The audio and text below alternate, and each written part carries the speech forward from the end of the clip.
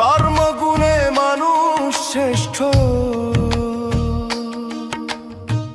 লোভেতে হয় রে নষ্ট। কর্মগুণে মানুষ শ্রেষ্ঠ, লোভেতে হয় রে নষ্ট। একটু স্বার্থের বাতাসেই থাকে না রে